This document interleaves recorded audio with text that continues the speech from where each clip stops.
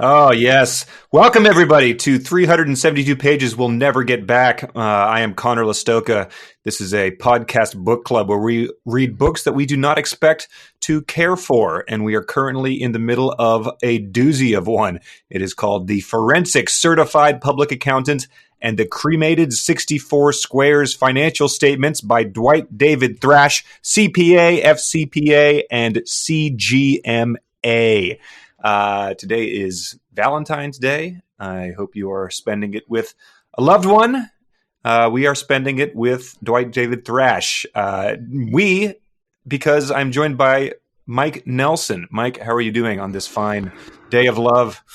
Oh, it is. It is a lovely day. I held back because I have a bit of morning voice. It's very early here. We are country apart, you and I. Mm-hmm. A vast swath of this nation lies between us right at this moment. I'm on the West Coast enduring what we call a storm here in San Diego, which means it's lightly raining. Mm-hmm. Yes. Cars have skidded off the road. People are devouring loved ones. They are murdering their neighbors for bags of grain. Yes, it is a nightmare out here. But I'm excited. This book has entered a new and mysterious phase that will take a lot of unpacking. So I think we have a lot of work to do. Is that mysterious phase being 2/3 of the way through the book and still introducing a vast litany of characters with no sense of urgency or of resolving the severe mystery at hand? Oh, it's that the repetition is it haunted me. I was like, what's happening? Did I have a head injury? I didn't know what to do with it. He did take it to a new level in this middle third. We were, we read the last one with some optimism, like willing to give him, not credit, but like enjoying sort of just the experience of this. And then he really shifted it into another gear. It's sort of like if you were listening to like a 70s prog rock album. And you were like, okay, yes, sucks, but like at least this Seen All Good People song, it's catchy. It moves, it has a rhythm, it has a chorus, it moves along. And then you get to the point where they devote an entire side of an album to some guy's like Baroque composition that he made on his synthesizer just because he could. And you're like, all right, I'm done with this. I'm pulling the plug. Yeah, it's to expound on that further. It's the last 7 minutes of Hey Jude at this point, where you're just like, come on, just fade it out for God's sake. Yeah, it's the sustained note at the end of A Day in the Life. Yes, you just keep turning up your stereo to the point where only dogs can hear it. Yeah, you thought it was cool when you were stoned, but now we're all sober. Let's fade that thing out. We'll get to what we're talking about. We'll also get to our traditional departments. We have our dumb sentences of the week. We have some very diabolical fan fiction that you will have to decide whether it's real or not. We've got some good emails from people that cover some fun collaborative ground that we've covered in this past week of the podcast. But there's no real place to start other than the beginning, which was chapter 7 for us this week, which is the first in many chapters that just starts introducing some brand new characters. Yeah, this character, as I told you, we chatted just briefly about this. Usually we don't, we want to save surprises, but I was very disappointed by Officer Chuck Mack. After Agent Davy Bond, Spiderweb, Quick Swift, we get Chuck Mack. Am I missing a terrible pun, or did he just suddenly get lazy and just go, look, I'm just gonna, or I don't know, is there some grand scheme of naming that I'm missing? So these are 4 people investigating the case for various law enforcement organizations, and you've got 3 of them have nicknames, and they're all presented in quotes every time that they're presented. So you have Davy Bond, which every time you read it is Davy is in quotes. Super is another guy's nickname, and then Spider, but Chuck is clearly also a nickname. Like you never give birth to a bouncing baby boy and the doctor's like, what do you want to name him? And the mother is like, Chuck. It's Charles, and then it gets abbreviated down to that. But his Chuck does not warrant the quotes, so you have to assume that it is his given name. Yeah, I guess so. And speaking of that, how the hell is Chuck the nickname for Charles? Where did that come from? Well, I have the same questions about Jack in general being a nickname for John. Yeah, that was a mini trend when my kids were, being born. There were a lot of Jacks, just Jack. So they weren't named John. Right. They were just named Jack. And there were times where a mom would yell Jack on the playground and like every kid would come running. It was over the top. Wow. I wonder what was, what like vampire novel had inspired that, like back in their day. And it was 90s. Before 24. So I don't know. Well, yeah. Who knows? Well, yeah. So all these guys are from the Mounties, the FBI, the CIA, and Homeland Security. So the Canadian forces are outnumbered 3-1 for the case that's taking place in Canada. So we're still not sure about how that works in terms of crossing the border. And from all we gather, Titus Uno is a American as well, who's been called in to investigate this. As you might anticipate when you get all these people together, he specifies that there might be some disagreement on who is top dog, but it is worked out for the people high up on the totem pole. So you've got a great little mixed metaphor just to kick us off about people high up on the totem pole ranking up who is top dog. So whether that is part of the same Venn diagram, if the top dogs outrank people on the totem pole, we're left to puzzle that out ourselves. Yeah. But getting back to Chuck Mack, can I read a description of him? Yes, please. This may be one of the reasons why he doesn't make top dog. Officer Chuck Mack from the Royal Canadian Mounted Police has a keen sense of direction. Mm-hmm. The Royal Canadian Mounted Police are famous for wearing their red uniforms and their black boots and their hats with the big rims. They usually ride horses on the trails, but they do also ride in vehicles on the roads. Man, he really does paint a picture, doesn't he? He pulled and also get to the inner life, the rich inner life of Officer Mack. He pulled the emergency brake and did like a 70 mile an hour Fast and the Furious U-turn after introducing his keen sense of direction. Yeah, I know. Like it's that is such a bizarre list of traits. I'm going to introduce myself to the next person I'm introduced to that way. I have a keen sense of direction. I'm famous for wearing red uniform with a big boy and just look at their face and study them. If anyone you ever met introduced himself as having a keen sense of direction, you'd expect that they were going to do some, being like, tell me, spin me around and, with my eyes closed and I'll tell you which way I'm facing type of thing. But he just moves on directly. And in a smarter book, that would, of course, come up later in the Chekhov's gun style. But I don't have much faith that his keen sense of direction is going to be playing too big of a role in this mystery. Let's put an actual figure on it. How much would you bet that it is coming back of actual money? Oh, I'd bet someone $100 out there that it is coming. Yeah, but I'm saying how much would you wager? Yeah, no, how much would you wager that it's not? Oh, I'd bet I'd give someone 10-1 odds on that. Yeah. I'd go a little higher than that, but yeah, there's no way it's coming. I mean, I wouldn't be surprised if we never see Chuck Mack mentioned again. So, that would be. Yeah. But so Chuck has no nickname. The next guy that they introduce certainly does have a nickname, and it's Agent Davy Bond. So, I assumed that, he got his nickname Davy because his name is David. Which why would you what? No, I would call him Chuck if his name was David. Like your nickname Mike comes from your nickname your given name David. But right. So in a sane universe that would be the case, but we don't know what his real name is. I mean, for all we know, it might not be David because we learned where he gets his nickname Davy, and it appears to have no relation to his given name. It says that Agent Davy Bond is a very good shot with his gun.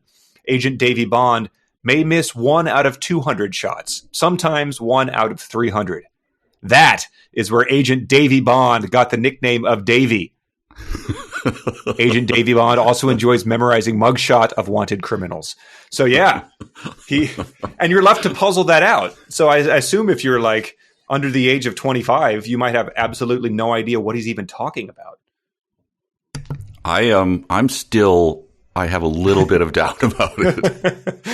But it's from Davy Crockett, right? The hero of the Can you Alamo think of? and I mean, I can think of two off the top of my head: Davy Jones and sure. Davy Crockett.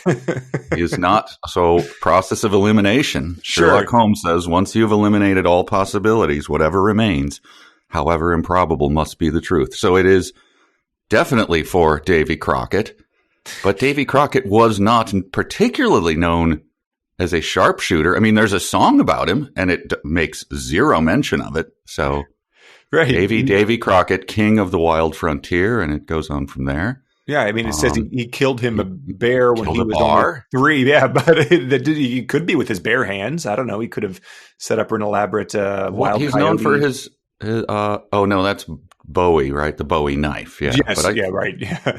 Yeah, but he was, I think, a hatchet and a hat with a coonskin cap, but sure. not necessarily sniper positions. Not Annie Oakley, right? Not doing trick shots. I'm sure he was a fine shot, but that's not yet. So yeah, that's how he got his nickname, because people were like, "Wow, you're so good at shooting that you remind me of a guy from 150 years ago, Davy Bond," and so he accepted that. You would think that there would be at least a little discussion among his colleagues that his last name is Bond, right, and he's an agent. I wonder if there's a name. Maybe we should steer it more towards that. Like, no, what are you talking about? He's good with a gun. Well, yeah, but so is the James Bond would also have. Don't get out of here. He's not known for that. The beginning of his movies start with him shooting, sure, but beyond that, right, it was probably some sort of infringement. Maybe this guy's CPA buddies were like, "Don't go down that." The Broccoli family is very, very strict with their enforcement of this, because he does have evidently a woman named Christmas coming up too, which was that was a James Bond character. Oh yeah, that's right. Richards. It's all adding up. But Agent Davy Bond has some other traits. This was my note taking in real time sort of got ahead of it, and so I sort of wandered into his trap here. Agent Davy Bond always says, "You never know when you might come face to face with a wanted criminal, and it would be terrible to let them walk away because you did not recognize their face." So he always says that. When I, Titus Uno, certified public accountant, forensic certified public accountant, and chartered global management accountant, heard him say this, I thought to myself, that is a very long quote, but it is true. So we've got I marked that as the weirdest sentence. Like, what is happening now? Is he... Is he critiquing his own writing? Is this meta commentary? What is this? Explain. It's a firm settle down is what it is. It's I'm issuing that there now, because if he's starting to pick apart his own writing here, that doesn't bode well for us. Is this I picture you with pointing a finger at him and just remaining silent for a solid 3 seconds before giving the stern settle down. Yeah, like a dog. That's how strong. They're not allowed to eat the biscuit that's sitting on their head yet. But I am. We might need to get a drop for the settle down department. Now that we have the ability to integrate those. We're using different software. We have our sounds available, people. So we are going to turn into Morning Zoo before the end of this. Just be aware of that. I think that there's a couple instances of Titus Uno's sort of cheeky humor in this. Yeah, I have another one right here I found it unsettling. This was when Supervision, when he's talking about her and how she got her nickname, which is, so her last name is Vision. This is my pet peeve about comedy. You name someone a silly name, and then another character goes, "Wow, is that really your name?" Like, no, it's not. This is, we all know that. Right. We're watching this stupid gag being done. You can't joke on your own joke. And he does it here in a huge way. Agent Supervision got her nickname. Big super, because Agent Supervision is super at her job. Plus, it is pretty funny.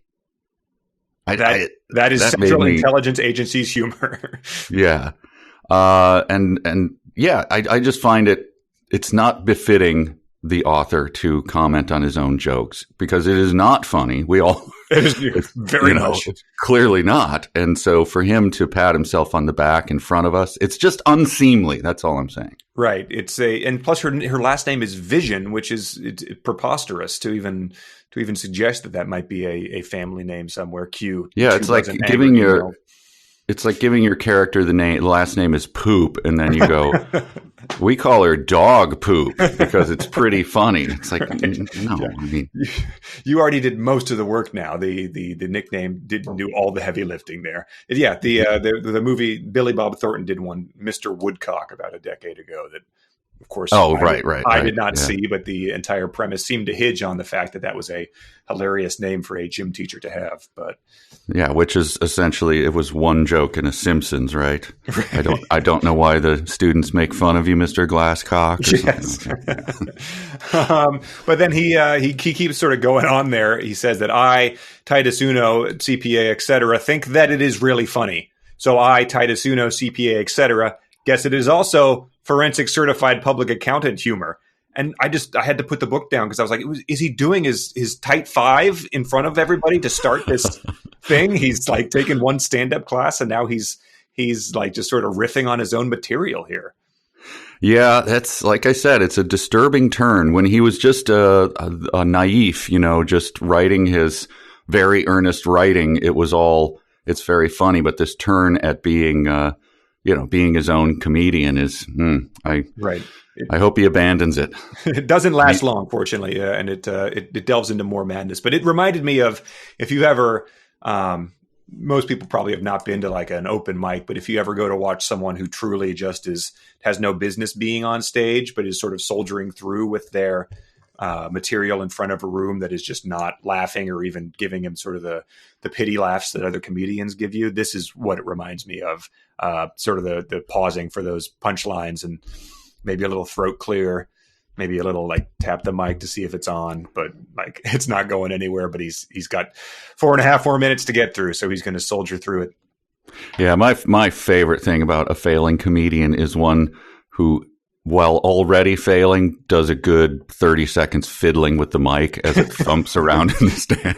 That always made me laugh. Like, it is the most uncomfortable thing when they just have no mic technique, like just the basic understanding. Right. Yeah. You really wonder if they have been, freed from some sort of institution just before wandering on stage. Here's a trait that he ascribes to, I guess this is back to Chuck Mack. I don't know who this is attributed to, but sure. Like the other agent in mounted police, he has an excellent background in understanding a criminal and the ability to track them down and make an arrest.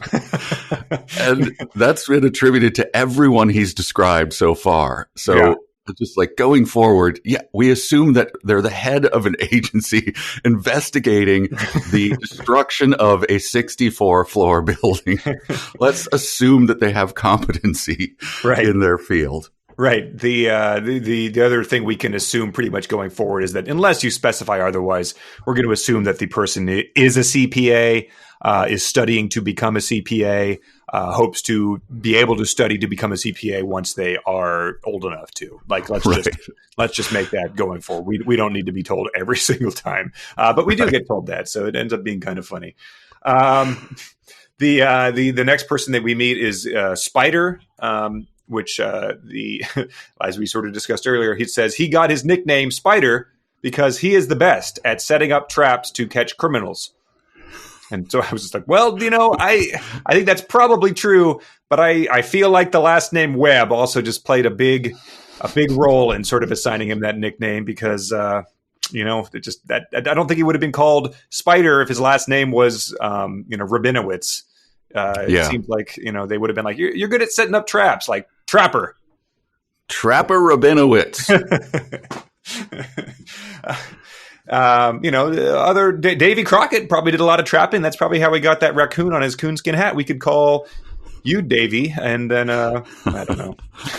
Yeah, I think the very definition of the word "on the nose," which is it's a term of art in comedy, in other things obviously, but in comedy it just means the joke is too jokey, it's too perfect. Let's give it a little spin or something. And boy, these names are. They are on the nose. Yes. And who was the last guy? We did them all. That's Chuck Mack, Davey Bond, Supervision, and Spider Webb. So those are the 4 people that he's going to have to be dealing with in order to, dealing with these top dogs to sort of get a handle on what the law enforcement is doing. So what has he done? Yeah. Well, he's trying to get information from them, right? Yeah. Like surreptitiously. Mm-hmm. And so he, Drew Sampson does all the heavy lifting here. Yes. Here's the sentence. Drew does stay up to date because Drew Sampson has a friendly voice and people like to talk to him. So these grizzled veterans who we just learned, Spider and Supervision, they meet a guy who chats them up by the water cooler and they spill everything. Apparently. Yeah, it's it's the old good cop, bad cop, but with non-friendly voice cop, friendly voice cop. It's just that's all it takes. Yeah, people like to talk to him. Yeah. Also, he's bugging everyone's office as well. That's also seems like a more important detail. The friendly voice is maybe what gets him in the door, but once he's there, he has placed bugs in the office of every single person we're going to be meeting throughout this book. And I assume he's wearing his ear hearing piece at all times. What did you say? But then, so the next thing, so Drew Sampson is using his friendly voice to chat these people up. Dina Hope has used her programming skills and hacking skills carefully to gain information from the Mounties, the FBI, the CIA, and the Homeland Security. And so these are all international felonies. I would assume that hacking into the CIA and FBI and DHS might constitute treason. I'm sure. I mean, I would think that, in a case this large and interfering with a terrorist like of this magnitude, I would think that public sentiment would be like hang her from the highest tree. I don't think that the old I was just trying to gather information from the Mounties defense would work. If you found that Al Qaeda was hacking into the FBI, once you're in the system, you could probably access whatever you want. So you don't need, once you're in. So to claim that you were only going to use it for good once you were hacked into the system seems very, very shaky defense to me. No matter how friendly your voice is. Yeah, I don't think that's gonna float. I'd take whatever plea they first offer you. Yes, exactly. 3 lives in prison. Yeah, okay, that's good. So totally lawless is how these guys are running their operation. They have eyes and ears on literally everyone who gets mentioned in this book, I think. Yes. I don't think anyone is unsurveilled.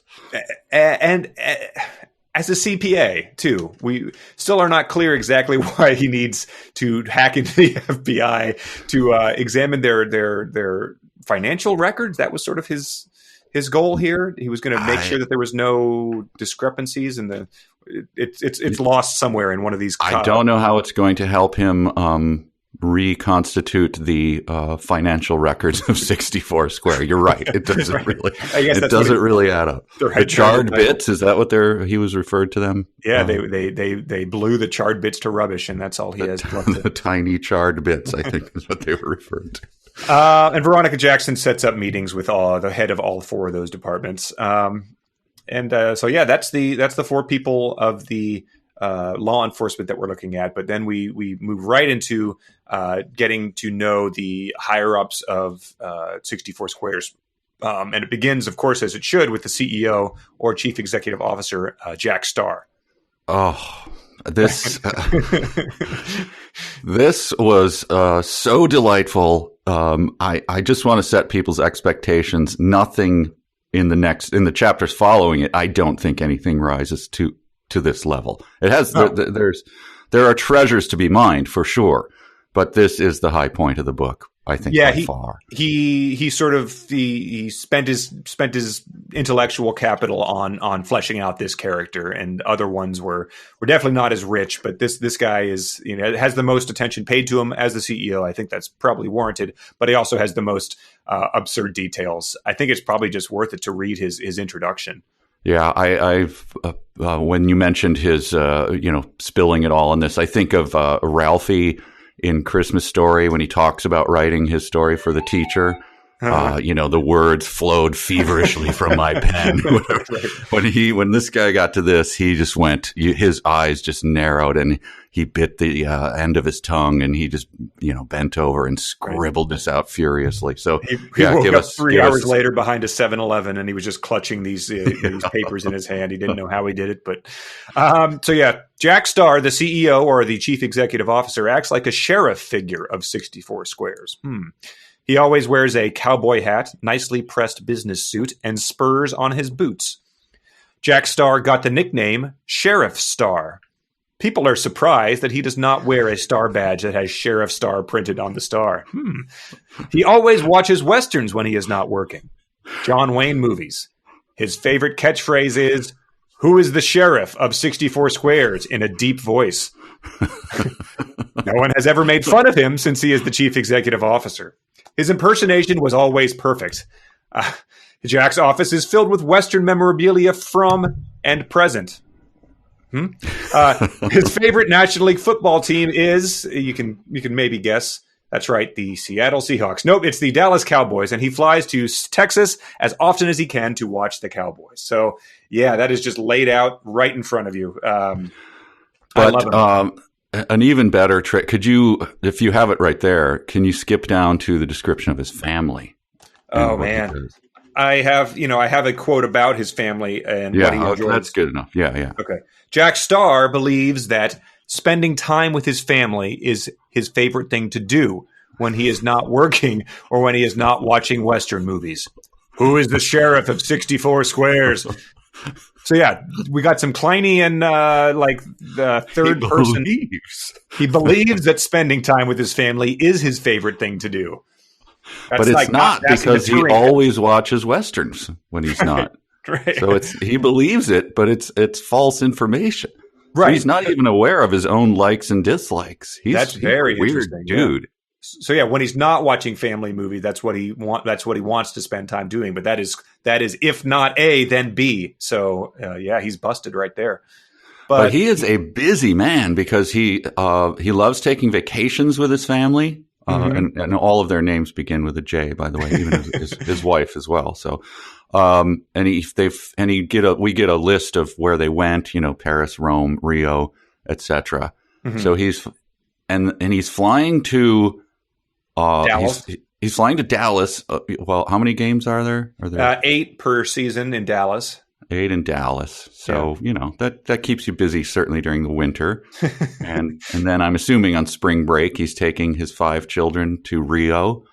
And then we get a lengthy description of his meetings that he has. Now, we get this as a peroration, as they call it. This is repeated ad nauseum. But it's a very detailed thing about his meetings. And so he's watching Westerns, he's going to meetings, he's flying to Rio, he's going to see the Cowboys, and then he's walking around the office saying, "Who is the sheriff?" This is a strange man. And so I looked into him a little bit to try to what is there some precedent for this? And and I know is that it based on a real guy, or is this a? Well, you had fleshed out some of the things you had found in that forum that where they kind of world build around 64 Squares. Yeah, the squares. So I had Dina hack into your computer and get the URL for that, and I went on there. You could have asked. Well, it's in the service. It's in the service of good. So don't worry about it. But I use my computer for personal. Yeah, don't worry things, about it. Emailing my family. Nah, I didn't. I only took this. I don't. I poked around a little, but I didn't see anything. You're fine. And I went on and I was able to find they kind of fleshed out for me who this guy actually is and how he operates. No kidding. Huh. Yeah, and then so they made a piece of fiction around it and expanded his world. And I thought I would just play it for you. It's pretty brief, but sure. It gives you a good picture of who this guy is. So, let's roll that. Welcome to the 64 Square team. Here's your workspace. It's a little wonky because these are just temporary offices. Oh, thanks. Yeah, I heard something about your 64-story headquarters being blown to rubbish by a cat burglar. Oh, you heard about that? Yeah, it's a pain, but nothing to worry about. We got a forensic accountant looking into it. Oh, yeah, smart. Good. Oh, here comes Jack Starr. Who is the sheriff of 64 squares? Hey, new guy, what the hell are you doing? What? He's walking around in spurs and a cowboy hat doing a silly voice. He's clearly trying to make us laugh, so I laughed. God, okay, that is Sheriff Starr, the CEO. No one ever makes fun of him. Okay. Good Lord! Well, what is it? I am very surprised he is not wearing a star badge that has the words Sheriff Starr printed on the star. I know. That is obviously the most surprising thing about it. All right, folks, just flew in from Rio, headed out to Dallas to watch a football game, so just have time for my meeting. Sarah Diamond, Peter Graham, Pam Valentine, conference room in 10. Please have 40 to 50 items. Greg Templar, I'll fill you in after that. Oh, and there's a birthday in my family today. Someone buy a gift. Yeah, I'll do it, sir. Should I get something for Jessica Starr, Jim Starr, Jeff Starr, Janet Starr, Jill Starr, or Joan Starr? Sir? Oh, okay. He's already engrossed in a John Wayne movie. Never mind. Who is the sheriff of 64 squares? Man, this is a weird place. Almost feels like I'm wasting my college singing degree. Who is the sheriff of 64 squares? So yeah, he's a fascinating guy. Yeah, a little slice of life. The new guy seemed to like not, he's not going to be covered in the book, obviously. So it was good to get his perspective about all these goings on. Yeah, I thought that was a clever way to do it through the eyes of someone who didn't know. That was cool. Those guys do a good job. The catchphrase of who is the sheriff of 64 squares? As far as catchphrases go, it doesn't seem like it seems like he probably just took his first idea and really just like decided that he was going to try to make it happen, hell or high water.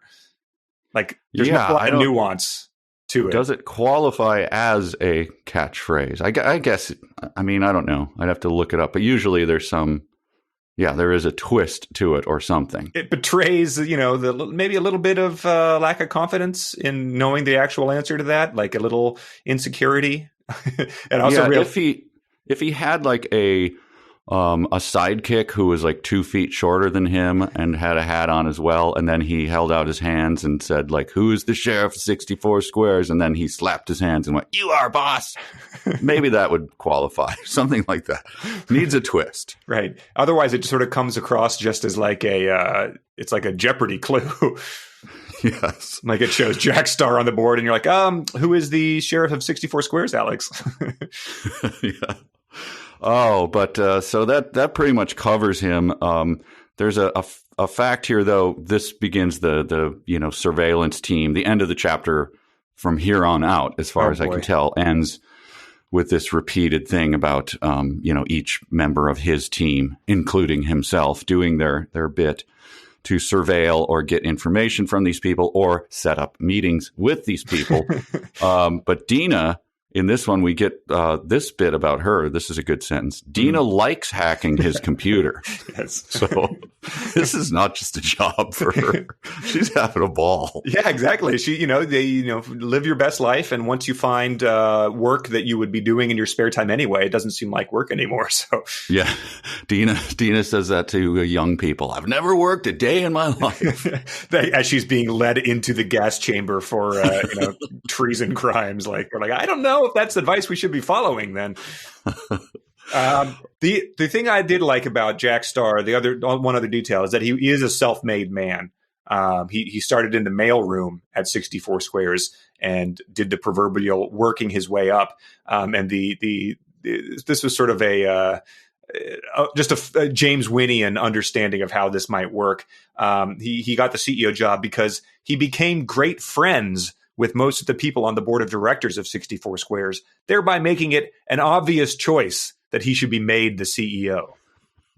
Which is like, so they were like, well, we've got a lot of friends here. Like there's Crazy Steve, like he's the man. He one time drank, 18 beers in one night. He's a great friend, but I really feel like Jack Starr is like, he's the closest friend we have here. So he's got to be the next CEO. As there's a guy who like went to Harvard MBA who's like, honestly, I thought that would qualify me, but Guess I should have accepted that friend request.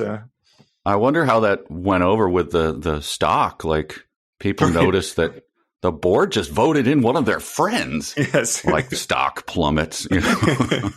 Right. What are his qualifications? He's some guy in the mailroom. Like, oh my God, we're ruined. Yeah. No. You don't understand. Like, he picked up the tab last happy hour. He's a great friend. Oh, that's a good guy. Yeah, well, we're good then. Yeah, he said he would come pick me up if I got a flat. I didn't need him to because I have AAA, but he did put it out there that he would come if I needed to be picked up, if AAA was going to take like an hour or something. Remember when I moved to town and then a month later we bought that new house? He helped me move twice in 2 months. Yeah. So CEO. He did it without complaint the first time. Second time he was a little perturbed, as you would expect. He was snarfing down my pizza though. He seemed pretty happy. But yeah, so that's Jack Star in a nutshell. And like you said, these start to end. These sections start to end with a big block of pasted text. Well, I guess this is where they begin. So we can cover it now and then just assume that everyone's going to. Yep, this is a big ibid for the end of every chapter from here on out. This wall of pasted text. We know it's pasted because there are typos that are in this section that are repeated every single time it happens. So it is. If you thought he was pasting the Titus Uno CPA, all that stuff, this is proof that this is exactly what's happening. They go into detail about how these people get together. The CEO, CFO, CAO, and one other person, COO, all get together. They have these biweekly meetings. He goes into great deal about how they arrive that they should be biweekly meetings. And essentially, it's just that's when they're all available, which is a traditional way of scheduling meetings. Should we do it when we can all get together or where we're all unable to get together? Like, let's hash this out, people. But then they go into details about the meetings. And I think, I appreciated this. It says that these meetings get very details and informative and usually lasts about 2 hours with 3 breaks.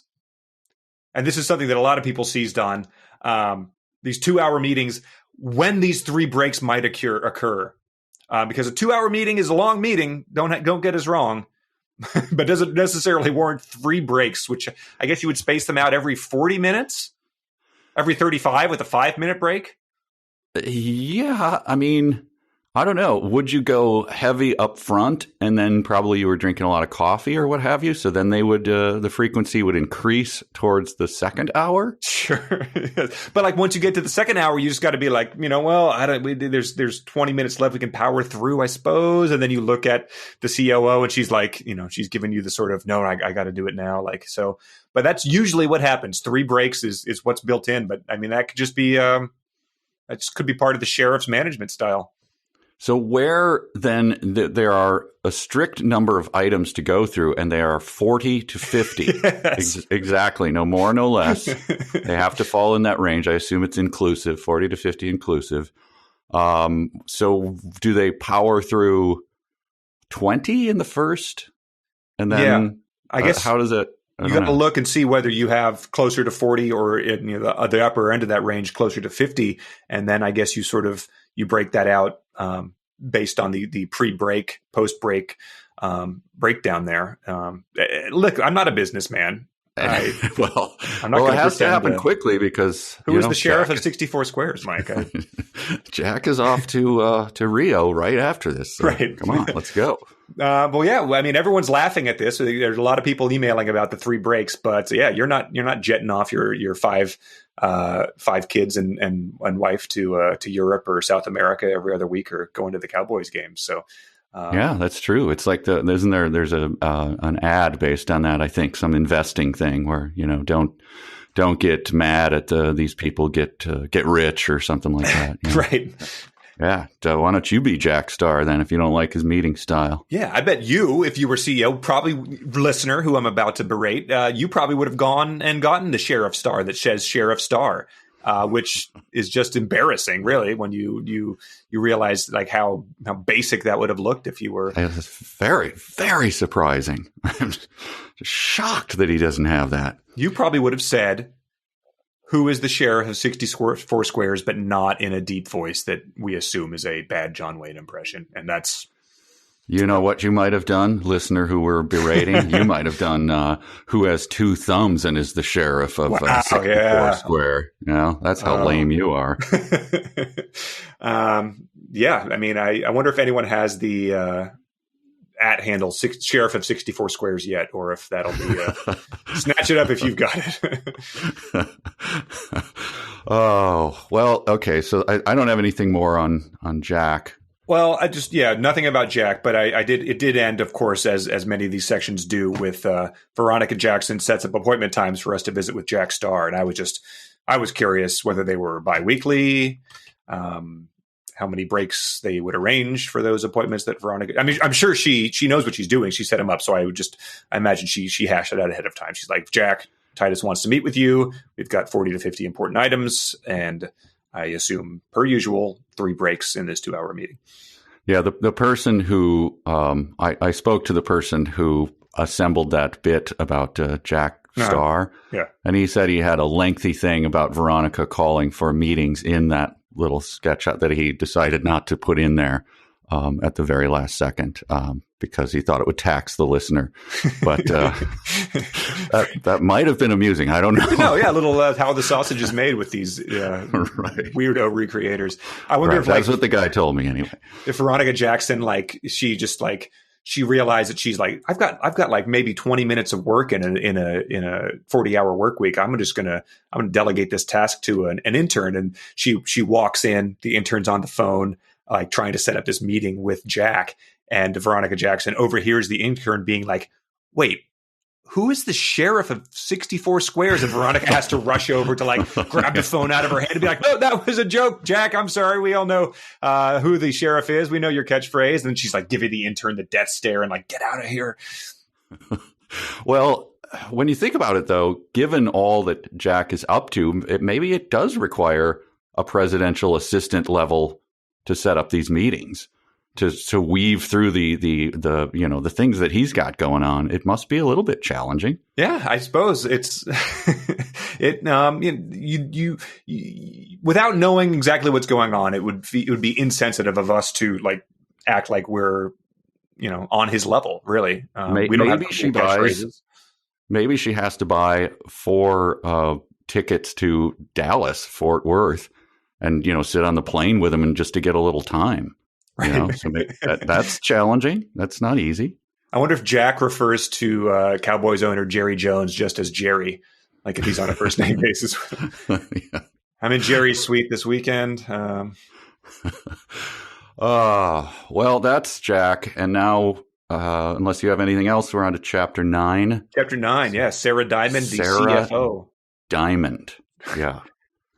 What does she do? She spends the time with a face and a computer screen. She's sifting all the numbers, correct? Yes, very important. Yeah, so she's the chief financial officer, and she's married to another CFO, I guess, of another multi-billion-dollar company. She gets a decent amount of backstory, not as much as Jack, but she's married to Dwayne, and they've got a little insight into their relationship. It says Dwayne and Sarah have always been in love. The couple were inseparable from the moment they met at their high school chess club. They would play chess with each other every chance they got at the chess club. Most games would take several days because they had the best time talking to each other while they were playing these games. And so, yeah, that sounds touching. It sounds sweet, but they weren't married on the same day that they met. Yeah. This is a garbage relationship, I'm afraid. We've Quick Swift has set the bar high here, so this is I spit on this relationship. Yeah, I mean, are we going to get to a married couple who are having some issues or something? Because these are the happiest people. Yeah, I had the exact same thought. We need to see someone in a loveless, like Lockhorn's Andy Capp style marriage, full of resentment and like things going unsaid. Because a book about histories, like what you have to keep reminding yourself is, the biggest act of terror on American soil, Canadian outside soil. of Canadian soil, sorry, is going on. And we're getting these descriptions of how much everyone loves his or her spouse. And it's just odd to read it over and over again. Well, nobody has any issues at all. Right. It's, and I maybe the people who don't get reported on are the ones who do. We get a couple people that very, very brusquely get brushed over upcoming. So maybe those are people that he knows their backstory and just doesn't want to burden us with. That's nice. He's just sparing them and us, I guess. Yeah. Well, yeah, I mean, if a couple's sort of like arguing, you don't like put your ear to the wall. You turn up the music just so you can sort of drown them out. So he's providing us that service ahead of time. Yep, and it's the return here of his commenting on his meta commentary, and yeah, came up with I am not a fan of this. I'm not a fan. Terrible. It's wretched. Here's what it is. They were the couple that every couple wanted to be. And yes, they were homecoming king and queen. No pun intended. Oh. I mean, there's no pun there. Yes. So I wouldn't think there would be an intention to pun unless you failed miserably. What you were going for definitely was intended, but you are correct. The referencing of king and queen, two positions in a chessboard, is not a pun. No. But that's a very unfortunate thing to bring back. And I think that the fact that they were playing chess and then ended up at this chess thing is a big coincidence. But I liked the part about them taking several games to play chess just because they were talking to each other. I imagine that the people at the chess club were like, "Could you please shut up? Like, we're trying to hone our focus here. We're never going to be able to resist the vendors at the International Chess Championship who are yelling peanuts, popcorn, Cracker Jack if we're unable to sit here and have you guys talking in the background of chess club." Right. And clearly they weren't slapping that clock back and forth, right? Right. I mean, yes. How long do you get? I mean, it's not that long, right? No, not at all. But I guess that's a sweet thing. But so Dwayne is chief financial officer of another multi-billion sports corporation that is located a block from 64 Squares. I hope that building wasn't damaged at all by the rubbish that it was blown to. Like the employees of that might have been like coming down with some sort of lung condition months after the building was blown down, just from the ash that surely was took a couple of days to settle. So I hope that Dwayne is okay. I hope his many millions of employees are also okay. Right. But he does.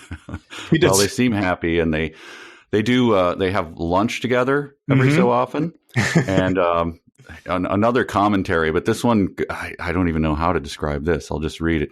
They have lunch at their favorite restaurants that located close to their offices. This is what every married couple dreams of having. We're both married. Connor, do you dream of that? My lifelong dream of getting lunch every single day at our same favorite going restaurant. To Ruby Tuesdays with your wife. Right. But then he makes the commentary on this. The dream. It is so cool when married couples go to visit their spouse at their office. Yep. That was the Fonz was always doing that, man. It's so cool. Yep. Hey. I thought it was possibly the least cool thing that has ever existed. Actually, is the definition of that. Like the picture of Bob Dylan with his sunglasses on. That just being Steve cool as McQueen hell. in Bullet. Yeah. Yeah, going into the secretary ends with him going to have sushi with his wife. Yes, he goes into the office and the secretary is like, "Oh, hey, Steve, it's the same song and dance every single time, but gotta see the ID so I can print you out the temporary badge." And he's like, "I got it all ready for you. Like, I know the drill." So he prints her out the temporary laminate and goes upstairs and sort of says hi to everyone. Doesn't know everyone's name because he only sees him at the Christmas party and as he's walking to her desk. But it's just cool. Yeah. It's cool as hell. So cool. I did read this paragraph to my wife, who was not coincidentally in the office with me at the time. Oh, wow. It was cool. But she lower her shades and hop into her convertible and Blair, "You've really got me" by Van Halen. Yeah. No, I read it to her and was laughing, and she went, "Oh, that's so cute." Yeah. It's not cute. It's weird and hilarious. Sure, but it's more cute than cool, I would say. Yeah, that's true. And then, so once we meet her and her loving marriage, we get to the Ctrl-V section again, and he introduces it. He tells us everything about what we learned in Jack Starr's section, but he phrases it in this weird way. He says, as stated earlier, but stated from the point of view of Sarah Diamond, the CFO. And then he goes on. I don't know what the hell this is. Yeah. I don't know what this is. So we tried to puzzle this out because we got to it, and it seems you get to these points where you don't want to just like gloss over everything in case there's a hidden gem somewhere in there, but it becomes apparent that it is just the same thing with a few names and titles switched. So he says it's from her point of view. And so I was like, oh, is it going to be like, Rashomon, where you're going back and you're observing these events through someone else's eyes? No, it's just the same text with her name substituted for Jack Starr and CFO substituted for CEO. Yeah, but someone, I think someone upcoming doesn't get that treatment, okay. Where it's from their perspective. And that caused me to, I honestly didn't spend a lot of time on it, like why and what the difference is. But he's up to something here, and I have no idea. I don't know what it means. Yeah. How it wasn't stated from the point of view. It's always Titus speaking, always right? Titus Uno's point of view, just about her. But it's all in. It's it would be it's his equivalent of bumping your font size up to 12.5 to try to hit the page limit of your term paper. It's just in a way more obvious method of padding. Yeah, this is the first, again, like the commenting on his own jokes and things like that. I find this unpleasant. Yes, it's deeply. Just because it would work if you had all these characters introduced in one chapter. I mean, I don't know why we're actually trying to like solve this book. We're like taking the rip. And no, what if you consider doing it this way, Dwight David Thrash? It is a lost cause, but. Yeah, it was just frustrating from a reader's point of view because I don't want to miss anything, but it's hard not to just sort of like flip the page because you, like I said, you see typos like Drew Sampson used his private investigator's experience to be able to help him gain useful from Sarah Diamond. And so once you see that popping up in every single section, you realize that to help him gain useful is a typo that he just repeated over and over again. Does the Drew Sampson of eyes and ears sentence get the same treatment as in other chapters as this one, which says Drew Sampson has eyes and ears placed in Sarah Diamond, the CFO or the chief financial, and then it ends with the word office like 78 words later. Right. It's just you read it reads as though he has eyes and ears placed in. Right. Sarah Diamond. Yeah. No, I think it did because I pulled that for the Jack Starr section too. So yeah, that would be another thing. Like at his treason trial.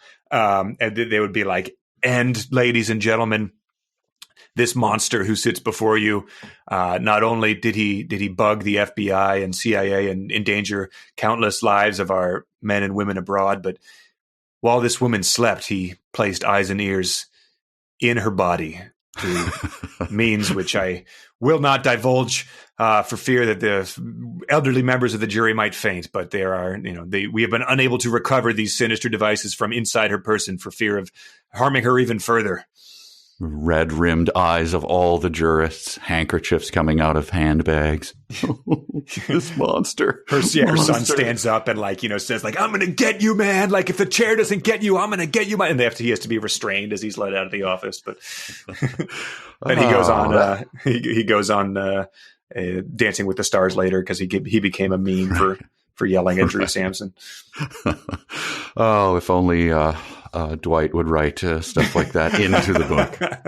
Treason trials. That's what make everything a lot more fun. But yeah, so that's starts getting copied and pasted, and we've got Peter Graham next, the COO or Chief Operations Officer. I at some point in time, when I realized that this was going to be the entirety of this week's section was just going to be this sort of organizational chart. I put it on Patreon to sort of crowdsource because I was having a lot of trouble following this. So I got our Patreon supporters to help out, like making an organizational chart. And they did a really good job of just like getting everyone's up there, everyone's family, everyone's title, even a few pictures of people. So we'll post that so everyone, in case you're having trouble reading this, it really helps to put some names and faces on this thing to look for, just in case you're concerned about who reports to who. It really helps a lot. And Connor, I have a question about a detail about Peter Graham. I think this is one of the only, specific to Peter Graham things. The rest of, like you said, it's all cut and paste except for a few minor details in all of these upcoming chapters. Okay. But Peter Graham and Jack Starr get along well, and they even play golf together on Casual Friday. Yes. What do you think they talk about? Do you have any guesses? Well, I think that probably right off the bat they discuss Proust's works, Remembrance of Things Past. They've been, of course, they talk of 64 Squares business while playing golf. Come on, of course, right? It was right there. Who was the sheriff of 64 Squares? Yeah, he writes that in. He makes the reader guess. What do you guys think they talk about? Huh? What do you think? Of course they talk. I found that very aggressive. Like, yeah, don't challenge me. You're the one telling your tale. Yeah, you even just said it was a casual Friday. Like maybe they might take some time out to discuss what Jack Starr's third daughter is how her ballet class is going. But yeah, nope. Maybe they both make kombucha and they're talking about what temperature they ferment it at. Yeah, how did that SCOBY cutting go that I gave you? Oh, it's really thriving. It's like I had to get a new jar because it got so big it wouldn't come out of the mouth of my growler. In case you're wondering, that comes from personal experience. How I was able to pull that situation off the top of my head. Yeah, it's only it's light conversation, only every now and then interrupted by "Who is the sheriff of 64 Square?" which Peter Graham is just used to, and of course he doesn't make fun. He just waits till it's over, and then they continue their conversation. You just imagine that being his sort of like, how like women tennis players like have their signature grunts. I'm just imagining Jack Starr sort of like grunting that out every time he hits a drive. Like he hits the ball. Who is this here for 64 Squares? And then he watches the ball sail. I'm sure he's good at golf. He probably plays a lot. Probably plays with Jerry. Of course. But so Peter Graham got the job. He is an attorney that has the reputation. He sticks with the letter of the law. This fact, if you can call that a fact, I barely even aware of what was going on in that last sentence I read. This fact is what marked him the perfect section by the board of directors. So Peter Graham, out of all these people, it seems like he would not get along with Titus Uno because he's straight-laced. He plays by the book, and Titus Uno is going around just committing treason willy-nilly. So it might not mark him, might mark Titus Uno as the perfect section by the board of directors. I think they might. This might come to a head, maybe like in the rain on top of a building as they're brawling it out to finally settle who is the sheriff of 64 Squares. Yeah, picture the camera circling around them, of course. Yeah. This now it just gets into complete cut and paste, right? Sure. We got one more detail that was good. He was able to answer the board's questions when they were interviewing for the job because he had graduated, of course, at the top of his graduating class from Harvard. I should have let you try to guess where he had graduated, but of course, it's the top of his class from Harvard. But yeah, then it goes into stated earlier, but stated from the point of view of Peter Graham. Blah blah blah blah blah. Now, here's my question about this. And I'll continue to puzzle this out. There was a guy, just as an example, who I've told you about this. When I used to do stand-up comedy, there was a guy who was barred from ever getting on stage because he was compelled to go up and say these very crude things that were not funny. It was like a guy pushing a shopping cart full of doll heads or something, right? Only it was filthy and weird and aggressive and but he would put on disguises in order to get back onto an open stage and do it. Wow. So like Bobby Valentine Groucho glasses? Yes. Like there was a tennis player named Mary Pierce whose father would come and scream at her during her matches, and he was barred, and he put on a disguise to come in and yell at her. In other words, he's compelled. He can't be stopped from doing these things. And that's what I'm wondering about this thing. Is he doing it to just make it book length? Or is he just like, I have to say this. I'm introducing a character and I can't just say he's the lawyer, he's the chief attorney for this and then go about my story. I have to get it out. I have to say everything about him. And then I have to do it in this way. In other words, is it a disorder that he's Right. that he's working through, Right, like touching a doorknob pulling 13 times. Right. Or Well, is he? I mean, he might have just read a piece of writing advice that was like, show things from your character's points of views, like how in Game of Thrones you'll have a chapter that's from Tyrion's point of view and then one that's Daenerys's. So maybe this is his way of trying to check that box without really knowing how to do it any better. Like, oh, sure, show it from their point smart. of view, but make it the exact same point of view. Right. Yeah, it's truly baffling, and nothing like it is anything I've ever read before. Because clearly, if you were doing, like I said, trying to pad out a project, you would not do it this way because it would be so transparent, unless you just never expected anyone to read the book and just to have it on your shelf. But then you might as well just do ipsum lorem text generated. Right. But the only thing I noticed about Peter was that he has no family or wife mentioned, which raises a red flag in my eyes. Oh yeah, unhappy home, I guess. Right. We must conclude that maybe he did lock eyes with his wife and marry her right away, but then her verbal abuse started up right away, and the bitter divorce. And you spend all your time golfing on casual Fridays with the sheriff of 64 Squares. I can't go on like this. You knew what this was. I graduated from Harvard. Damn it. Right. Maybe she wanted him to break the law, but he's too straight laced. She wasn't the perfect section by the board of directors. So, right. So then we get into the repetition, and then more repetition, and then we have one more of the top four. Pam Valentine. I think before we do that, though, we should probably it is time to determine who is the sheriff of fan fiction. Who is the sheriff of fan fiction? Yeah, I'm ready. Nobody left. All right, good. Nobody left. So we got a suggestion from someone who was with the lengthy fanfic or real section we've been doing. He suggested that we guess after each one, just so you don't forget what each one is. What do you think about doing that? Because there's no like set number of these things, so it's not you're determining. Oh, this sounds more like the last one.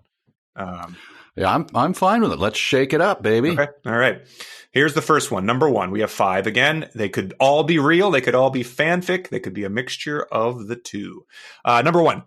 After the trial was over, I, Titus Uno, CPA, etc., offered Veronica Jackson's daughter, Rose, a job with my team. She accepted, and she is now a junior forensic accountant helping us on various cases by collecting company accounting records and comparing them to official IRS filings to identify potential bookkeeping discrepancies. I often like to say that it's good to help friends and the family of friends because by helping others people, you sow the seeds for them helping others as well as yourself at a later date.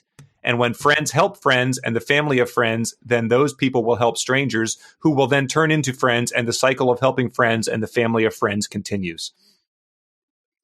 That's fanfic. All right. All right.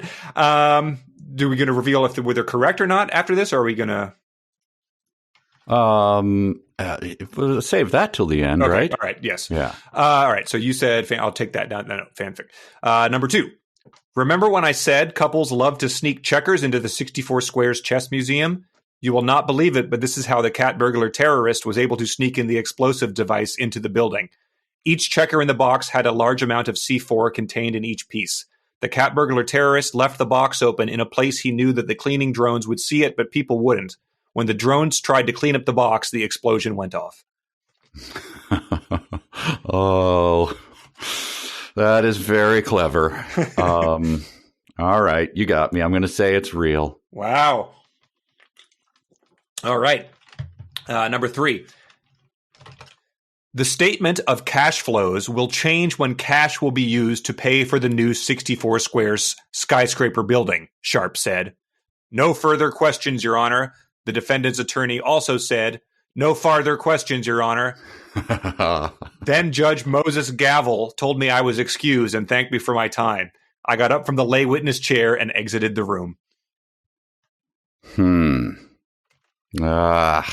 Judge Moses Gavel. I'm going to say that's fanfic. Number 4. Fiduciary accounting involves handling of accounts managed by a person entrusted with the custody and management of property of or for the behalf of another person. Titus Uno, certified public accountant, forensic certified public accountant, and chartered global management accountant, and the forensic certified public accountant team, Drew Sampson, Dina Hope, and Veronica Jackson, must interact with Tally Ho, fiduciary accountant, and the fiduciary accountant team, Delilah Dish, Chance Luck, and Jack Trades. Oh. Well, it's completely indistinguishable from, obviously, but I'll say it's fanfic. Fanfic, a bridge too far, maybe. And then last one, Trajan. Since the 64 square skyscraper, well, I just read his name before the thing, but here is his entry.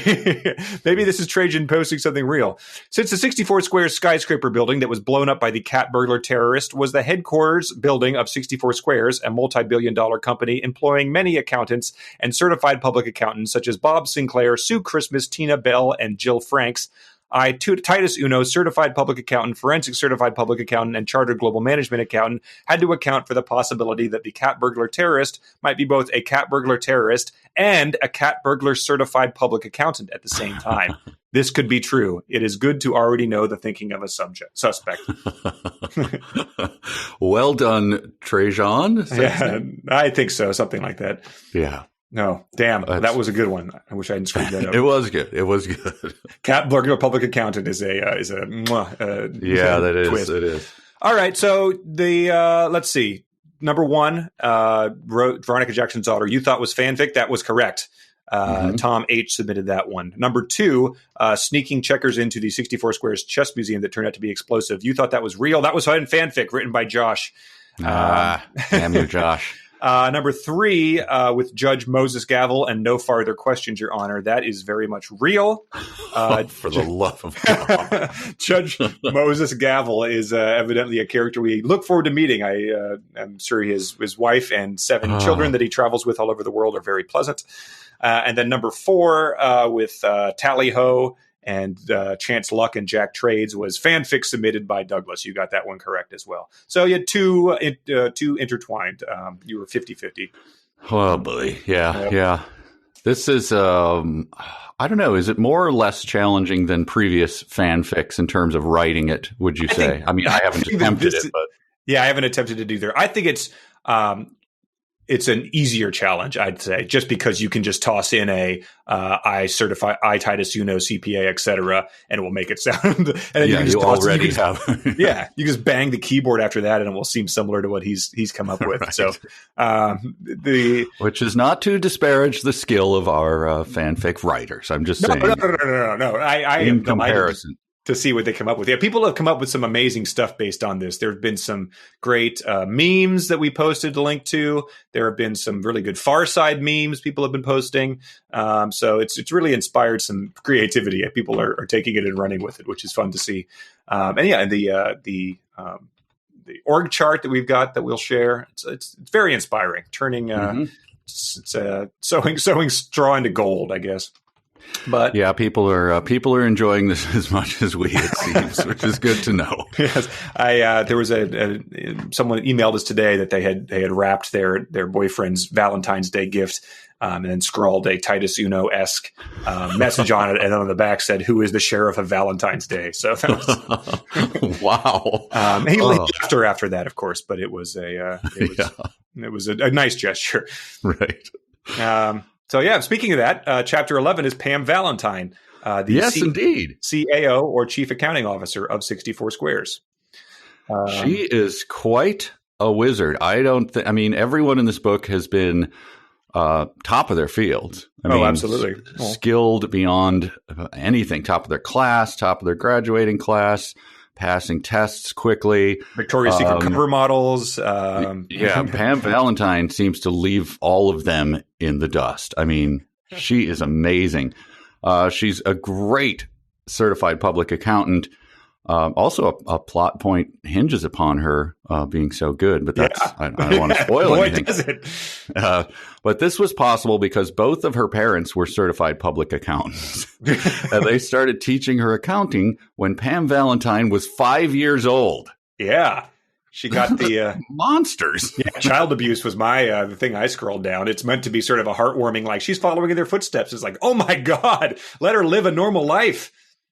Yeah, this is not piano lessons. I mean, this is horrible. Yeah, I know you wanted the Tickle Me Elmo for your birthday, Pam, but here you go. It's a TI-83. You can graph all sorts of equations and why are you? I wish we would have got the detailed background of the parents, and then it was like, they are hard driving disciplinarians, and none of the fluffy light stuff. These people are, man. Yeah, or like they maybe had a steel ruler that they would slap the backside of her palm with, like something like that. It would be like instead of making her go cut her own switch when it was time for a beating, they would make her go and pick out her own slide rule that they would then, from down in the basement, they had a whole wall of them displayed. Pam Valentine's home was like Do the Boys School in Dickens, like it was a horror show. But it worked out because it turns out she's the fastest and most accurate CPA that there has ever been that has ever taken the exam. Yeah. She turned it in at the earliest possible time and made 100 on all the parts at one exam testing period. So, it's sort of like Tiger Woods, his dad was pretty much just like, you're going to be the best there ever was. And, he's the one case where it paid off. He of course had many problems and addictions and ruined his marriage and his career. Right. But, for a while there, it really looked like it was paying off. Hey, you want to make an omelet, you got to break some eggs. I had that as one of many dumb sentences of the week. And again, any sentence read at any time qualifies. So this is not a challenge. But it says that this was something that struck me back. It was sort of it was like a comic booky thing I read. Pam Valentine, like, how prepared for the exam was she? She was so prepared for the exam that the only thing holding her back was time. The sheer force of time was the only thing restraining her from achieving her like true, the true potential of herself. Oh my God, she's like a Roman god or something. She has one flaw, like she has an Achilles heel. She's beholden to time, just like the rest of us. Here's a part about her training that cracked me up.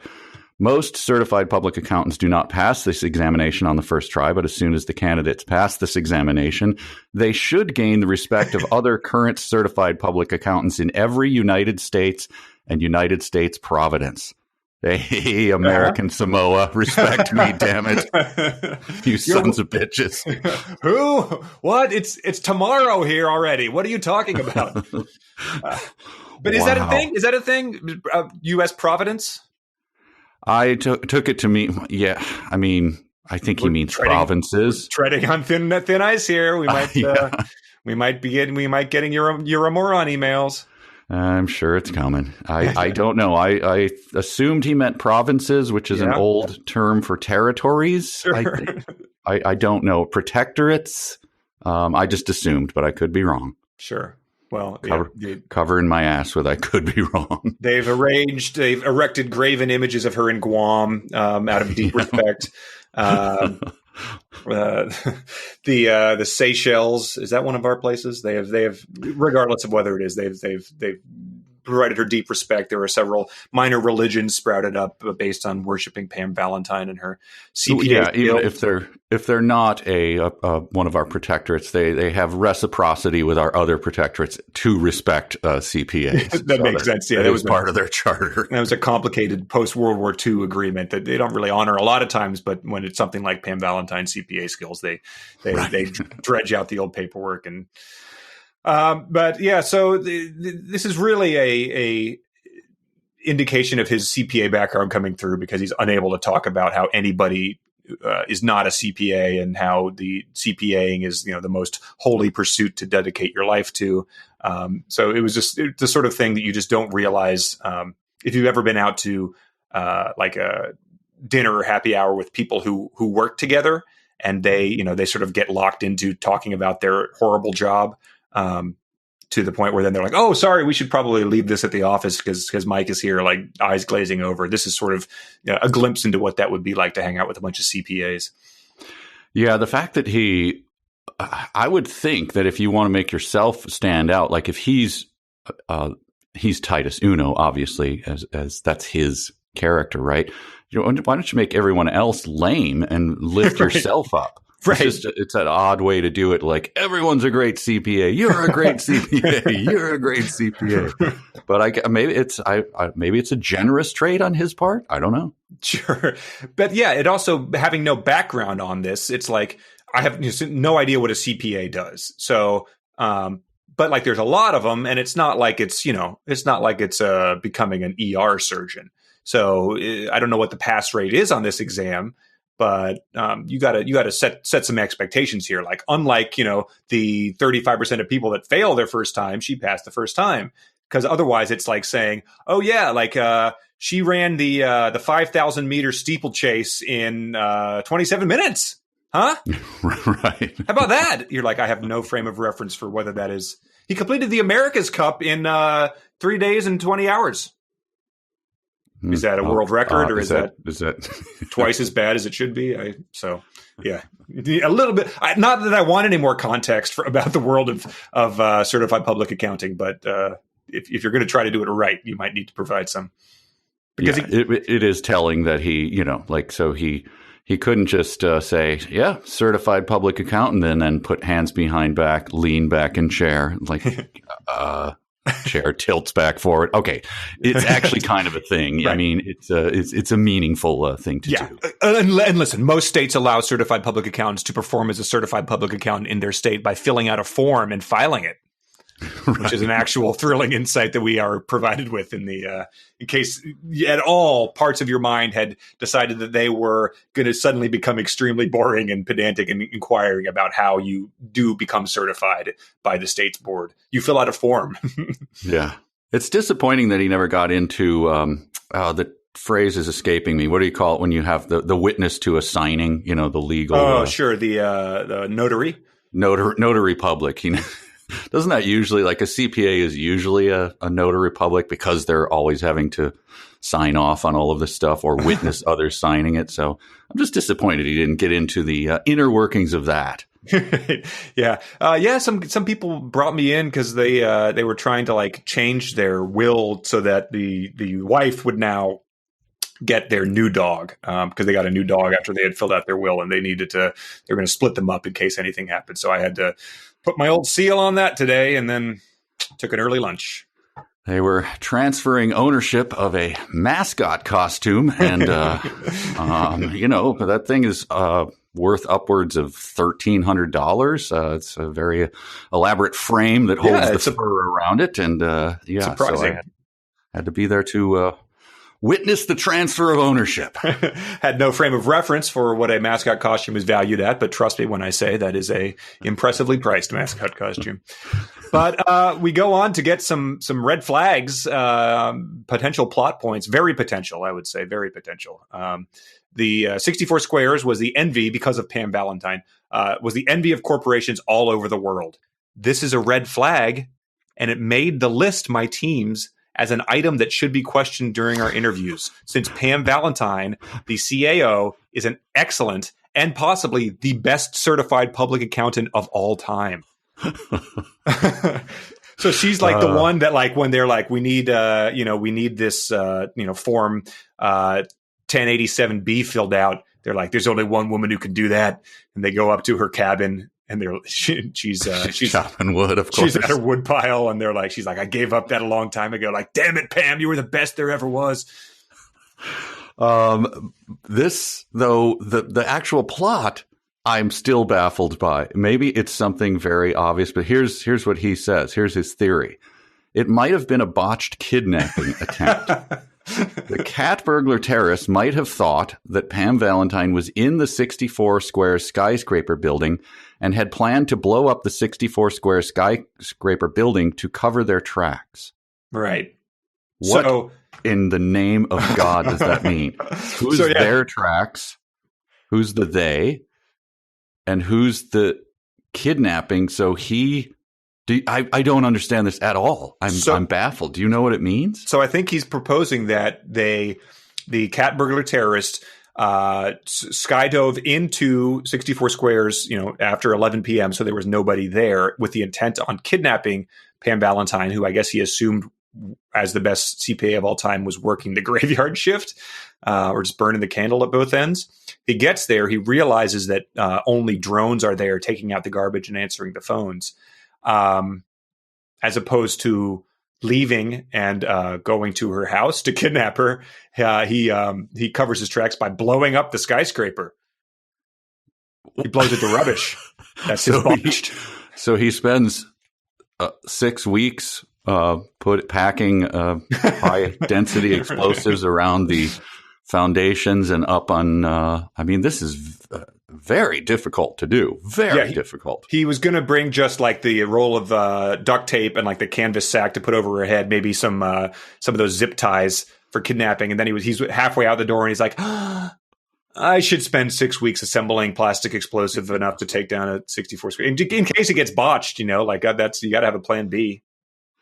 So what he's implying here, though, with to cover their tracks. So the cat burglar terrorist is working for some nefarious organization or group or a rival fraternity based on the other kidnapping we've seen in this book. It could be payback for the mascot. Yeah. Oh boy. That's all I have on Pam Valentine, because then doesn't it go into the same thing? Yeah, it goes into the repeated thing. Into the meetings. Once I realized they were repeated, I was like, so these meetings he's describing, like with the 2 and 3 breaks and 40 to 50 agenda items, are these what happened before the explosion, or are these what is happening in their, temporary offices after? Well, that's always been my question. When he describes anything at 64 squares, he seems to bounce back and forth in time, pre and post explosion, rubbish blowing. And I can't track it.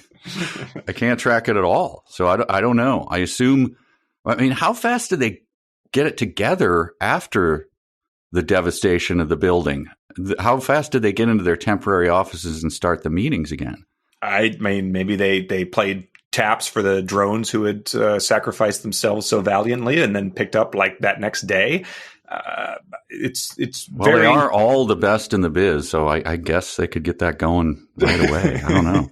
I mean, yeah, you even need some time to find temporary office. I mean, we've relocated our office once or twice, and that was never an easy process. Like, I mean, maybe they just had like the sort of military things where it's like they made a tent city out in the Vancouver desert or something. Yeah. But yeah, the last sentence of hers that I liked was Pam Valentine reports on how all of the accounting reports have been doing, how the accounting reports are doing that day, and the projection of how the accounting reports are expected to be doing in the future. It's like, so she reports on the accounting reports is what I'm delving out of this. This is. Don't you think that Jack Starr at that point goes like, what, just if there's anything out of the ordinary, report that. Don't report on how the reports are doing. Like executive summary here. Come on. Yeah. Or she's like. Dallas. She's like, I'm going to tell you how the reports on the accounting reports have been doing. I'm going to tell you how the accounting reports are doing that day. And after break 2, I'll tell you the projection of how the accounting reports are expected to be doing in the future, just to leave a little sizzle on the table. That's eating up 3 of our 47 agenda items. That makes high. That makes sense how they get so high if they're condensing all of these into past, present, and future of one item. Right. So then it moves on to, again, you should have the org chart that we made. I'll print it out while listening to this. But Greg Templar, who is the internal auditor of 64 Squares. Mm-hmm. And this chapter just kicked off with a huge bang. The first paragraph is 2 sentences and it mentions 14 new and 14 different and many of them new characters in these. Yeah, this is like the genealogy at the beginning of Luke. I mean, this is just wow. This starts off with But yeah, so many of these characters you don't know. We'll get to know them later, some of them. But this is sort of, I guess, what Greg Templar is sort of. He's the auditor, so these are the people that he is overseeing their reports and all that type of stuff. But he's got another just absolutely pristine marriage and family life. He met his wife, Angel Templar, in church. We are informed that the entire church loves Greg and Angel Templar, which, that's nice. That's sweet. The entire church went to their wedding. Yes. I mean, which, I guess that's the way it works. Like, you're in church. The wedding was at the church. So they were all invited. The entire church then welcomed their 3 children, Hans, Harvey, and Halo Templar. We have a lot of alliterative family children names in this. Jack Starr had the same thing going on. And we're informed that their children have friends that they spend time with. It is great to have that they can talk to and trust. And I think we'll all agree with that. That was a takeaway from Dr. Seuss's The Places You'll Go. It is great to have that they can talk to and trust. It rolls off the tongue. Some of his typos, like we said, we didn't want to pick on the typos, but when it's baffling sentence constructions yes. like that, it's worth diving into. I'm going to get that. There is a detail that puzzled me. He's used this phrase a number of times in the book. They met at church because they were both in the church singles department, and they became best friends. I don't know what a singles department is. There are, there's the groups. I mean, churches will organize loosely into older marrieds and, the single, but they don't organize into departments. It sounds like a section of pews that's marked off in shame. Right. Singles department for you. Yeah. But he's not only Greg. It follows in the footsteps of was it Sue? No, Pam Valentine. What was her name? Look at your org chart. I don't know. Sorry, Pam Valentine. Well, anyway, Sue Christmas, I think, is his coming up. competency is amazing. Mm-hmm. He's fantastic, and this is a bit of detail I wanted to flesh out a little bit. All his professors adored him. Because Greg Templar had a vast knowledge of accounting and had the ability to perform very complex questions very quickly and without any assistance. And I just picture them standing around in the quad with their black robes on going, "Don't you just love Greg Templar?" "Oh, totally. I adore him. I've got a poster of him on my wall. It's his ability to perform very complex questions very quickly without any assistance, I know. They're just doing the hearts in their eyes, sort of as he walks across the campus, he gives them a little wave, and they I was impressed that was all that it took. You think that there could be some more human element that would trigger your sense of adoration. But no, all it required was the complex questions performed very quickly. and is this a Socratic method or something? Because is he asking his professors questions when he says performing questions? He's able to perform very complex questions very quickly. So it's unclear whether he's giving the questions to the professors who are then that causes the adoration. Most students answer my questions. He gives me complex questions. Right. Yeah. The professor gives him a see me after class, and he thinks he's in trouble. Then he walks in, and every professor is just slow clapping for all the questions that he asked. You wasted a lot of kids' time today by asking those complex questions quickly, Greg Templar. But guess what? We adore you. So during college, also, he was called on to be a tutor for hundreds of his classmates. Yeah, let's delve into this. Oh, my God. So, hundreds. So at least 200. Let's say you break that down, bare minimum. I mean, not even possible that you would gain anything from this, but a half an hour per week. And you're filing in one after another with no break, no pleasantries, no how's your day going. You can fit in maybe 8 kids in a day when you're doing all your other studying and all that. So you have 4 hours blocked off to tutor. So yeah, I mean, tutoring, there's no question that this is one-on-one. That is the way tutoring works, correct? Yes. Oh, yeah. When you are otherwise a tutor yeah. Otherwise, it's a otherwise lecture he's or a something. TA lecturing to people. Yeah. So it sort of goes in decline time for a minute now. This is his equivalent of reading the entire works of Stephen King in in a long weekend, like he did in Ready Player One. Yeah, watching whatever stupid movie hundreds of times. But yeah, so that I'm not sure about the timeline of that, but maybe his professors adored him so much that they were willing to cut him some slack in terms of how much class he was missing because he was so busy tutoring. Yeah, and here's that. I stated earlier that I just read the sentence itself, but I did say earlier that there was one that it doesn't have that weird thing from the perspective of, and this is Jack. This is Templar. It says, as stated earlier, Jack Starr reports what has been accomplished during these meetings to the internal auditor, Greg Templar. And that's usually where it says, but from the point of view of Greg Templar. Yes.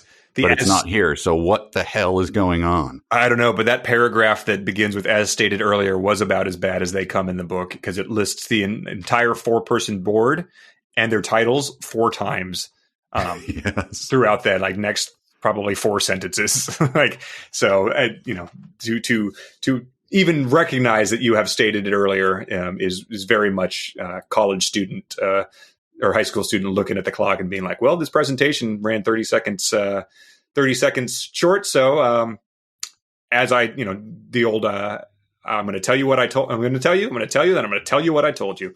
Mm-hmm. And also a variation on the eyes and ears. This is why Drew Samson has bugs and video set up in the internal. Yes. So he's getting special treatment, but I cannot for the life of me figure out why. Well, because he's not on the board. He's just the internal auditor. So he's part of the team, but he's, you got to keep your distance from him. He's like the Toby on The Office of this group. He's, he's sort of more from corporate than he is from the actual team. Right. I'll check the chart that the Patreon people made up. But so Jack goes to the meetings and then he does the 40 to 50 items. He gets out of there. He reports to Greg Templar what happened in the meetings, right? Uh-huh. Isn't that how it works? Yeah, as an auditor. So could Greg just come to the meeting? That was my big takeaway from it all. It just seems like Jack Starr should not be wasting his time reporting back down to an underling when he's just come out of a 2-hour meeting with 3 breaks. You've introduced a element of unreliability into the equation by allowing the CEO to self-report when he's going to tell the auditor. Right. Although maybe the auditor has bugs and ears in the office there too. So everyone is just, maybe he's tapped into Drew Samson's bug network and he's already just like listening to what's happening in the meeting. I don't know. Yeah. Maybe they report to like him. It's like the American embassy in Moscow back in the day. They actually had bugs like in the concrete, like embedded. Everybody's bugged. Right. Yeah. And so if everybody's bugged, you're going to get total transparency just because everyone knows that, whatever you're saying and hearing is going to be heard by everybody else. So it could be the real way to get honesty in the office. I don't know. But yeah, yes, indeed. It's pretty much the Big Brother house at this point in time in terms of everyone being watched at any given moment. And that would be I think would be an interesting scene to read about how he did that and bugged everything. But nope, all we just get is, nope, they're there. They are been there. They were placed there. Fortunately, he didn't have to, he didn't botch the job and then have to blow up the temporary offices because that would have been a pretty big setback. They would have probably delayed him a whole 12 hours or so between their next meeting. Right. Should we, unless you have anything else on Greg Templar? Nope. Let's do a nice department now. Okay. Yep. Let's do it. What do you got for me? Let's do some emails. We're going to the party. We're going to the game. We're going to the disco. We're going to cruise out, man. We're stealing people's mail. Stealing people's mail. Oh, Steal boy. away. Yeah, let's steal some mail. The first one is from Matthew Edward. I'm a journalist for a magazine that covers financial planning, etc. This line from the book you're both reading now, I, Titus Uno, CPA, FCPA, etc. I have interviewed probably 200 people with similar backgrounds to that over the past 5 years. And italics, this is actually how they all talk about themselves. He says, I once had a guy who had something like 14 or so different financial licenses, and he wanted them all listed after his name. So John Smith, CFP, CHFP, RIA, CPA, Series 7 for about 2 full lines of copy. I did not quote him extensively. Oh, my God. So, wow. Like we said, we don't know any of these CPA people. This could be par for the course, or this could be understated for all we know. Yeah, this is actually a very accurate character study, and we're just missing it all. What was that gentleman's name who wrote in? Matthew D. Edward. And he writes for financial stuff? Yeah. What is his wife's name? Where did they meet? Are they happy? And how many children do they have? And what are their names? Otherwise, I won't have any idea what he's talking about. Yeah, you need to update your email signature, man. Otherwise, we're going to be making some serious assumptions. Next email came from Travis. He says, first off, I'm so impressed with the crowdsourced org chart. I'm extremely puzzled as to how Travis, Uno, and team fit into it because of what happens in chapter 14. The board of directors asked Titus and team to liaise between 64 Squares and the numerous authorities while also setting the stage for Titus to be a lay witness for a criminal investigation. Maybe I don't know accounting or criminal investigations, but that sounds like a conflict of interest. Remind me again, how tall were the stacks that were destroyed in Ready Player One? Was 64 Squares taller? But anyway, I put together an agenda outline for you guys to have fun with. It's editable by anyone with a doc, and it is a meeting outline of what it might look like to have a 2-hour meeting with 40 to 50 agenda items broken up by different meetings. So he has a very, very meticulously planned out. It starts off with the CEO's opening remarks. When not here, I believe spending time with family is my favorites. So if anyone wants to take a look at that, we'll put the link up as well, so you can get a bigger slice of life of how these people are operating their meetings. So thank you for doing that, Travis. Oh, it's hilarious that people are adding more details to this book that is nothing but detail. Well, that's all you can do is, you've got to put, take him at his word that this is how it works, and then see what it would be like in the real world. Put some meat on the bones. Yeah, for sure. This is from Alex, and I like the first sentence a lot. As you read out sentences from this cruel simulation of literature, it strikes me that the Bob Crane quote was the tip of the iceberg. This whole thing seems to be made out of lines and quotes from various riff track shorts that have been hammered together by some sort of procedural generation engine. The discussion, so he's going to get into some deep cuts. The discussion of Drew Sampson's family reminded me of the introduction of Little Timmy in some short about walking to school or maybe life on a farm. The various team members sounded like an introduction to a short about the amazing world of chartered accountancy that would likely feature a group of unattractive men with square glasses, especially the group bit about Rose Jackson and the Big Four. The cat burglar terrorist, on the other hand, could have been the villain in some nonsense feature and would wind up being eaten by Custard the Dragon. I can only hope that drugs are like the Xerox repairman. I forgot about Custard the Dragon. Yeah, we did that live. Well, that was based on that nonsense guy. Oh, I'm not even... God, he set me up. It's based on that Ogden Nash poem. Oh, wow. That was your worst attempt at it. Yeah. I almost stumbled into that one. God. The long con. Yeah, no kidding. I don't even know if I want to read any more emails after that. I feel like Come I've been on, duped. fine. There's no more Ogdens in there. This one is Andrew. He says, this is sort of because he ends every chapter with this. We haven't even been paying attention to it because he's said it for even before this section started. But he says they will have to prepare me to be a lay witness in this trial. He says a lay witness is any witness who testifies in court who is not an expert witness. Lay in this context means ordinary. An expert witness is someone who has a specialized knowledge or training. For example, being a forensic certified public accountant who can testify to something based on that knowledge or training which an ordinary person would not know, such as the impact a 64-story being blown to rubbish would have on a company's financial statements. He says, so just know that every time Titus Uno blah, blah, blah uses the term lay witness, which he does 22 times in this book, he's using the exact wrong term. And then he says, source, I'm an attorney who apparently doesn't read enough stupid things during my day job. Oh, wow.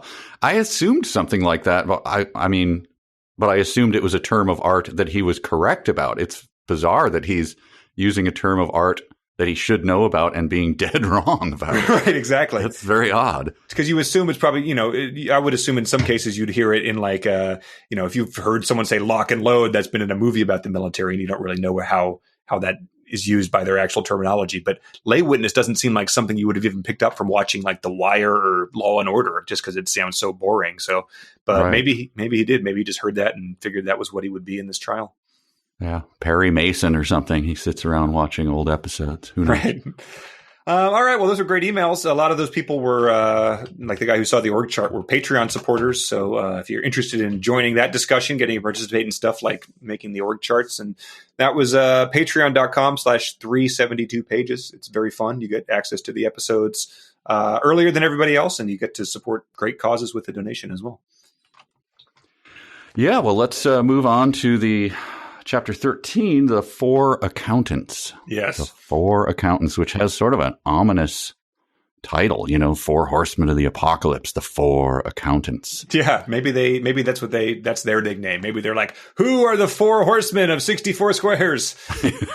And the sheriff is like, Sue, lower voice, please. But yeah, so the 4 accountants that work for 64 Squares all work hard and have dedication in their lives to studying and understanding the complex accounting principles and rules. And you're going to get into the details and personal lives of this, which have some delightful bits to it. And another red flag, I think there's another person we have to keep our eye on. Who do you got in mind? Well, so first of all, Bob Sinclair is the first one. He's by seniority. He is a certified public accountant and has been for 52 years. He is working well with Tina Bell. And so this is where I first realized we needed to specify when someone is not a CPA, because so far every character we've talked to has been a CPA. That's right. But that is really the only detail we get about Bob. He sucks. Let's move on. No family, so to speak, of no beloved wife. We get Sue Christmas, though. She has always dreamed of becoming a CPA, and she made that dream happen through hard work and tenacity. Sue Christmas is a human calculator. All she has to do is look at a list of numbers or has the number read aloud to her, and you can give her and she can give you the total of those numbers. So watch your back, Pam Valentine. We've got a real human calculator here. You may have finished your test at the exact moment it was due and then turned it in with all hundreds, but are you a human calculator? I don't think so. But I would like to get the gentleman who just wrote in, who is an attorney. I'd like to get his opinion on this. Here's a statement about the court system. The court system does not care if the accountant does not use a calculator or not in computing a complex problem. So I thought of a scenario. Okay. You hear about that accountant who murdered a bunch of his fellow accountants? It was a very complex problem to commit all those slayings. I'm pretty sure he used a calculator. Hey, I do not care. Stop talking. It's of no interest, but no, it's a very important detail in a case where 50 people were murdered. The court system does not care about. You can't even bring it up. The judge will bang his gavel. Moses Gavel will slam himself on the desk. No, it's literally how he bludgeoned them. It was one of those big drafting calculators. And so without introducing it as evidence, we're not going to have a case, and he'll go read the law, damn it. We can't even bring it up. I've seen so many scum on the street. You get let go free as a bird because they used a calculator. Right. Meanwhile, Veronica Jackson's getting a lethal injection for her role in the multiple treasons that have happened. And this just doesn't seem fair, but letter of the law, All she did was set up meetings, but they aided treason. Middle finger out the back window as he squeals off in his Charger. I'll see you next time, pigs. Yeah. his license plate just says human calculator. But he thinks it's cool. That is the case. He thinks it's cool because now most colleges and tests do not let the test taker use a calculator during a test. That is so realistic. I have no idea. That's one of my dumb sentences. I think he means, as I puzzled this out, that is so realistic. I think, did he mean that is so, unadorned? Like it is so, a humanistic trait, a human talent or something? I don't know. What word does he mean there? I think it's just that, I don't know, because if you're doing all these CPA things, it seems like you would need a calculator to do a lot of them. I guess you use as he says in the next sentence, he says he is glad that he can use a calculator to solve math or accounting problems. Okay. An accountant should be able to use any equipment in order to catch the criminal or terrorist. Okay. So, right. I mean, yeah.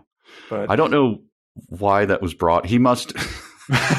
Obviously, Dwight David knows someone who can do that. Right, yes. Or there's a divide in the CPA community, because I took used calculators in high school all the time, and but it was still divided. Like, should we be letting kids use calculators? And I think obviously the nuance of that debate was like, you don't need to use them in third grade to learn your times tables, because it's valuable to know that basic stuff. But once you start doing quadratics and physics and stuff, it's like, otherwise it would take us all day to make one graph. So everybody had those were fully allowed, even when I was in high school. Yeah. But even when she was not using a calculator in college, she can perform these tasks. Sue Christmas could ace tests and mess up the grading curve. That is why she was not popular and why she was made fun of by the other college student. So Yeah, I while, almost wanted to dig in that on one of our forums and see if there was any any expansive. wow, oh man, no, yeah, that would have been a good one. Yeah, maybe it's out there. I don't know. Right. So she had the magic power to mess up a grading curve all by herself. Usually, you throw out the high and low outliers, but maybe the people who were making fun of her for that weren't too well informed. They seem kind of dumb and cruel if they're going to be making fun of one person for messing up a grading curve. Yeah, sitting there with their little baby calculators, figuring stuff out. Hey, human calculator, what are you doing after class? Then the next person, the next accountant is Tina Bell, who is not a certified public accountant. Don't worry. She is studying to become a certified public accountant. And then Tina Bell is excited because Sue Christmas is working with Bob Sinclair and Sue Christmas, as who are both certified public accountants. So you get a little bit of Sueception in that sentence there. You burned another dumb sentence. Oh, man, I'm sorry. Well, what are you going to do? They're all, it's like Tina playing Bell, Jenga. though. That rung a little bell with me. Tina Dalen? Isn't Settle that? down. Yeah. Oh, yeah. Tina Dalen, Jim's sister. Yeah. She's out in the yard in the mobile home. Yeah, it just kind of that association, because the phrase that he says, Jim Dalen, is that his name? Yes. Yeah, Jim Dalen talks a little bit like Dwight David here. He does. That's interesting. Yeah, I'm Jim Dalen. They're out in the thing. My brother is out there with his fiance. My sister's with us too. I'm Jim Dalen. Right. Something like that. Yes. I could not tell you the first line of the Constitution or the preamble, but there we go. That and Bob Crane. But then we get to frankly, my top suspect. Because I want to hear your theory. I haven't even been working on the crime itself. I've just been slogging through. Well, yeah, the first part of this is completely fine, but then just my hairs stand up on my arms when I read the second part of the sentence. Jill Franks has a BBA in accounting, but has no desire to become a certified public accountant. I mean, he may have tipped his hand too early with something that blatant. Oh, I missed that. Yeah. She's satisfied doing a great job at the level of education Jill Franks currently possesses. But, I mean, I think we've got to, just burn the witch at this point in time. Like, she doesn't want to be part of this club. She doesn't want to be one of us. Yeah. Wow. And weird that he puts on Jill Franks a little bit of Bo Jackson. Like, Yes. Jill Franks is satisfied doing a great job at the level of education Jill Franks. Yeah. Who is the Jill Franks of 64 Squares? That's her catchphrase. Oh, man. All right. I didn't think of that, but yeah, good theory. Yeah. That is the thing that stands out. Family mentioned, no children, no role playing at Rudolph the Red-Nosed Pumper. So I think we've got our woman. Well, I have. I'm still holding out that Greg Templar thing, that weird not mentioning that it was from his perspective stated earlier, and also that he had not eyes and ears, but he had listening devices and video. So There's something's going on. I hope it's like it's like The Usual Suspects. I hope at the end of this we quickly flip through the pages to see like where these clues that we missed were the first time. Right. Encyclopedia Brown style. Exactly. Stuff. Yeah. You may not have noticed, but Tina or what was it? Tina Bell was not Tina Bell. Tina Bell. Yep. Jill Franks. Oh, was not a CPA. Oh, Jill I didn't Franks. notice that, Thrash. I was ahead of you the whole time. So yeah, then the last chapter that we read this time, which I hope you read this time. I hope you made it through the entire thing. I did my work. There's the board of Ogden directors for me, and then wow, low blow. Yeah, we need with our soundboard. We need a new Ogden sting. So chapter 14 introduces the board of directors.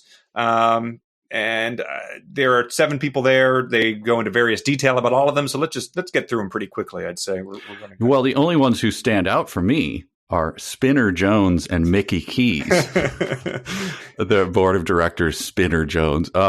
They get interesting stuff. One's a football star, and that's how he got the nickname Davy. No, Spinner. He was able to make away. Defensive players miss him by making a spinning move. But Mickey Keys is a teacher and all the female students are crushing on him hard. Yeah. What's going on there? Yeah, it doesn't sound like as wholesome as some of these other things. He's the Mary Kay Letourneau of this school, I think. Yeah. He has but I mean, it doesn't mention anything about his physical appearance, so it may just be his ability to make math fly off the chalkboard and magically enter every high school student's brain. Maybe he can also perform complex questions. Yeah. He sounds like a bit of a human calculator, but he gets called a math whisperer. He says Mickey Keys is what some people would call a math whisperer. So I don't think anyone would say that, but so he's able to transition being the hot, cool teacher into a spot on the board of a local billion-dollar international company. Well, this is what throws suspicion on him. What if it turns out that he's acting on all these female student crushes, and he blew up the building as a distraction? The walls were closing in on him, sort of like R. Kelly style, and he went off the deep end. And I don't know. I mean, I feel like the high school girls might think he's a little bit of a bad boy if they found that out, and they'd be writing him in letters in prison like people did to Manson. Yeah. Everyone, actually. Any marriage killer. proposals. Yeah, exactly. Yeah. Well, we've just projected a lot onto Mickey Keys there. But the other people on the board, Barbara Coates is the local news anchor, which again, you get who do you want serving on your board? Like people who have founded their own startups, people who have international business affairs. No, you get the local news anchor, who's usually more suited to doing like local charity galas and bachelor auctions, presiding over that type of thing. But sure, have her sit on the board. And I don't think that any of the other people, Sandy Smith, Sandy Smith, Zach Peterson, Sam Witherspoon, and Vanessa Price, I don't think any of them got particularly interesting details. Yeah, and I wonder the people that are friends with or coworkers of Dwight David, like Tom Sinclair, Jerry Christmas, if they're all going like, "Hey, man, where was my turn in that book?" Right, exactly. I got short shrift. You talked about the human calculator over there, but I get garbage. Right, exactly. These like they all coughed up money to for the Kickstarter to have their names in the book, but some of them just got no details whatsoever. Or maybe one of them is like the name of the third son of the sheriff of 64 Squares. But we come soon to what I think is the most incredible couple of sentences in the book. And I'm sure if you do not have this on your page, I will give you $1 million. Wow. Okay. They're talking about nominating the board nominating. Damn it. You do have this, of course. I just have this is incredible. I don't have any other comment on this. There were not any names nominated, so they all went home, period. Ha ha, just kidding, period. There were nominations. So yeah, I had, without realizing, his sense of humor, I had no idea what was going on the first time I read that. I still don't know. So they're talking about like how they found him to do this position. Yeah, right. But like that's that's a 4-year-old telling you a joke. Like, yeah, and I couldn't figure out right away. I was like, is this a Titus joke or is this a Dwight David? I think it's a Dwight David, like those ones from earlier, like the like the ones we told him to settle down on. I think this is more of that, just like he's explaining something to you that's so obvious how he became to be in this position that he has to throw in a little haha, just kidding. Oh, that is very strange. But he follows up that the humor with a pretty big flex, I would say, because he says they voted and gave Sandy Smith to task of calling the person elected to fill this well-paid position. Oh yeah, so that's sort of him just like making it rain on the reader there. I think it's the first time we've heard it mentioned that this is a well-paid position. I guess you would assume that because it's the biggest act of terrorism in Canadian history, but he wanted to make it clear. He's like, well, yeah. Again, it's like you wouldn't know. Like if I just said to you before this book, "Hey, Connor, how much is CPA doing an investigation of forensic accounting?" I don't know, 85. 2 weeks. Yeah, up from there. Come on. Yeah. So he's just he's all about letting the ladies know how much he's earned. Probably puts it on his he has WLLPD as his vanity plate on his red sports car. Whelps? You whelps? I don't know. Like you were giving birth to puppies? I don't understand. Here's what the board is tasked with, had a curious thing in it, and it's like that. Why don't they make the plane out of the black box? Right. To help make sure that 64 Squares will be able to rebuild a better skyscraper building that will withstand a bomb blast. Yeah. That's possible? Yeah. Shouldn't we be doing that with every building? Make that the default? Like, wow. You're withholding this? Why? Do we just not check that? Yeah, it was a free thing. It was a free service we would have paid. Like, it's sort of weird that you didn't want it.